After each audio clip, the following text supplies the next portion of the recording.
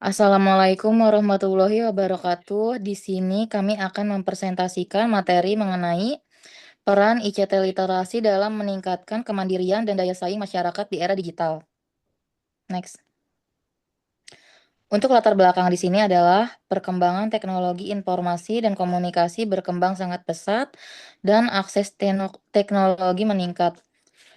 Namun literasi digital masyarakat masih rendah dan banyak masyarakat masih menjadi pengguna pasif teknologi. Nah, ICT literasi juga dibutuhkan untuk meningkatkan kemandirian dan daya saing masyarakat. Next. Lalu, untuk permasalahan penelitiannya, yang pertama ini rendahnya pemanfaatan teknologi secara produktif dan kurangnya kemampuan berpikir kritis dan etika digital, dan juga kesenjangan literasi digital antar kelompok masyarakat dan resiko tertinggal dalam ekonomi digital ke media digital yang sering tidak mendukung literasi. Next. Dan apa sih tujuan penelitiannya? Yang pertama itu untuk menganalisis peran ICT literasi dalam meningkatkan kemandirian masyarakat, menganalisis peran ICT literasi dalam meningkatkan daya saing masyarakat, dan memberikan pemahaman strategis tentang pentingnya literasi ICT di era digital. Next. Dan untuk konsep ICT literasinya ini yang pertama kemampuan mengakses, mengelola, dan menggunakan TIK secara efektif, lalu mencakup aspek teknis, kognitif, dan etis. Dan tidak hanya menggunakan teknologi, tetapi juga menciptakan nilai menjadi bagian penting dari literasi digital menurut UNESCO. Next. Dan apa sih peran ICT literasi? Yang pertama itu meningkatkan akses informasi yang cepat dan akurat. Yang kedua, mendorong pemanfaatan teknologi secara produktif. Yang ketiga, mendukung adaptasi terhadap perubahan ekonomi digital. Yang kelima, yang keempat, meningkatkan kemampuan berpikir kritis terhadap informasi digital.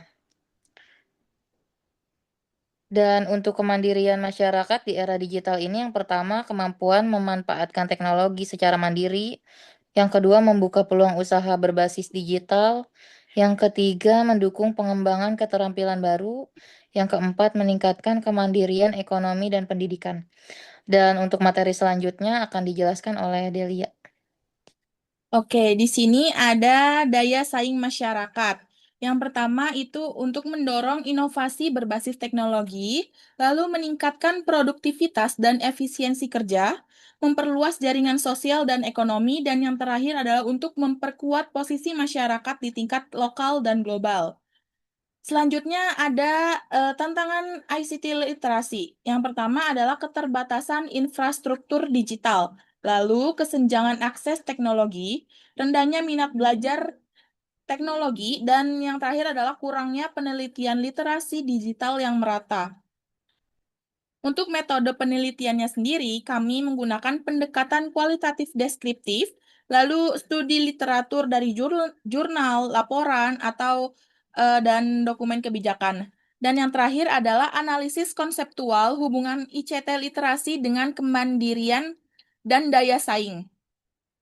Lalu selanjutnya adalah hasil penelitian.